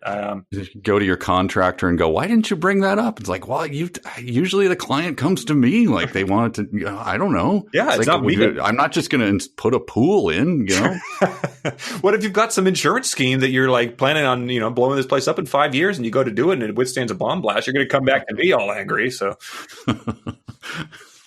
Oh, unbelievable! That's all I have on the board of directors. Yeah, I mean, at the end, it mentioned a couple people. This was things that I was trying not to gloss over, but it had some statements about Dina. It says she's a professional computer programmer and can hack her way into any computer without being detected by anyone. Yes, she is that great. To which I was just like, we know she's been called a genius multiple times. Every time she's mentioned, we know she's that great. But it did seem like he was sort of just changing these up just to make sure you were still reading them. It was sort of like planting a little Easter egg in there. But then Veronica Jackson set up meetings with the board, which I assume was her toughest assignment yet, just because there were 7 different people that she was having to reach out to. It probably took her the better part of an hour, I would guess, to sort of get through to all them and before she went off to get her nails done or whatever. Yeah. Yeah. Well, what's her name? The names. Who's the hacker again? Dina Jones? Yeah, because Dina Hope, because she's hacking. Like, there isn't anyone who has been mentioned yet who hasn't been hacked by her, right? Mm-hmm. Yeah, because even Jack Starr is hacked by her, and then Graham or Peter or whatever, they're all being. Everyone's. Let's just go forward. They're all being surveilled and hacked. Their computers. So let's just. That's a statement that we can just take as a given with everyone who's introduced. Right. It's almost as if they've every time they introduce a character, Dina Hope, who is alive, was able to. We'll make that assumption going forward. That would be a weird thing to introduce a character who is actively dead. Right. Yeah, it's got more hacking than the movie Hackers so far. I think that's a given. Yes. All right. Well, I think that what we've got left is our dumb sentence of the week. A sentence begins with a capital letter. A capital letter is a letter that's big. A capital letter is not a small letter. A capital letter is big. Dumb sentences. Yeah. So, we've been burning through them throughout the course of this episode. I'm not going to read ones that we've already burned, but assume that a lot of people sent in some very good ones. So the first one that didn't get burned was Treason, him of the spoiled fanfic. I'm so sorry that we ruined that one. It was a good one. His sentence was, Pam Valentine, the CAO or the chief accounting officer, had to pass the examination on her first sitting or first try, or it would be 6 months. Yes, 6 months before she could take the examination again. That was another one I forgot to put down. Yeah, that weird commenting on like he's got an incredulous reading audience out there. Exactly. What? And then we have one. Mary submitted this one. I, Titus Uno, certified public accountant, forensic certified public accountant, and chartered global management accountant, am good at doing this. But I, Titus Uno, certified public accountant, forensic certified public accountant, and chartered global management accountant, takes me a little more time to digest the information. So I think that's him comparing himself to the human calculator, though. So, right, it's hard to be humble while referencing your own name in the first person and all three of your titles twice in the same sentence. But like it's a delicate walk that he pulls off. And then I have one. I will read mine. The four 64 Squares accountants, Bob Sinclair, Sue Christmas, Tina Bell, and Jill Franks, are very informed about the operations of 64 Squares because the four 64 Squares accountants, Bob Sinclair, Sue Christmas, Tina Bell, and Jill Franks. End of sentence. He saw a squirrel out the window and as he was typing that one and got distracted. Well, it's got to be a little like I remember I was writing when I was writing a book and it was pre Google Docs. It was document management was everything, and I was terrified to hit. Do you want to save changes? I'm like, oh God, I don't remember which, and I'd have this really complicated labeling system to just make sure, because there's, going back in and editing, sure, and getting changes from your editor and all of this. And I picture him doing that with like you just suddenly get lost. Like, oh crap, did I already call myself the certified public accountant? Right. Where, like he's getting lost in the thicket of his own complexities. But that thicket in this book is one sentence, and there's another thicket directly before and after it. I don't know. Maybe it just his own prose like stuns him sometimes, and he can't finish it. I don't know. He's like, I got to take a cold shower after that one. Whew. Thrash, you've done it again. All right. Do you have one? They're all burned. Wow. I just looked through mine. Yeah. What was your favorite one you want to revisit? I think that is so realistic. And just sitting by itself, it made me laugh. Like, because it doesn't connect to either the sentence before or after. Oh, all right. Well, yeah, keep your dumb sentences coming, your emails, your Far Side memes, your regular memes, your fanfic. It's all great stuff. Keep your Patreon support coming. I'm rushing right to that Patreon meeting chart. Yeah, the agenda items. I'm looking forward. to that. That's going to be so. Yeah, we've got we're fleshing out the world of this place. You can put some faces to names. You can see what a meeting might be like. Maybe you'll recreate the actual meeting. Maybe you'll have a 2-hour meeting with you'll role play what it would be like to do this sort of thing. Don't do that, because if you do that, I'm not going to listen to it. Hey. We have a Riff Tracks meeting is today. Oh wow! Right. Should we style it after that? I'm going to make a motion anyway to do that. They usually run, 20, 30 minutes. So we can fit in at least one break. Yeah. And 17 agenda items. Yeah. But that's I'm sure all of our coworkers who haven't paid a lick of attention to this and have no idea. I'm sure they'll all appreciate it. Yeah. Yes. Great. They'll be like, well, the meeting has become an intervention, you guys, and we're concerned about where this is headed. But yeah, so the book is, we're 2/3 of the way through it, so you can just finish it for next time. And we'll see. It might take a few extra days between this, just in terms of travel, I think. But we'll have another one up for you soon, and we'll get to the bottom of this. We'll find out who did this, because I guess it's a big assumption that there is some sort of resolution to this cat burglar terrorist mystery. Yeah, let's go on the record before we close out here. Who do you think it is? Okay. And is it, assuming you think it's someone who has been mentioned yet? Sure. Brother, I'm going to say it would be insane if it wasn't someone mentioned yet.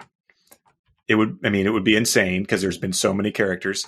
Jill Franks stands out to me because she has no desire to become a certified public accountant. Okay. But, I don't know. Greg Templar, he's the auditor. Like he could have tracks to cover if there'd been malfeasance. He'd be the one to if he was trying to cover something up and realized he was in over his head. All right, and I would have said him, but since you took him, I'm going to go with a long shot, but Jack Starr. Whoa. He's obviously the richest character, the one that spent the most time on, and so you always make your villain the most interesting, and so I think that's him. Well, I wonder what his last words would be if he was getting the chair for his crimes. We'll be left to speculate over the course of the next week. That's right. All right. Well, we'll see you next time. This is 372 pages. We'll never get back.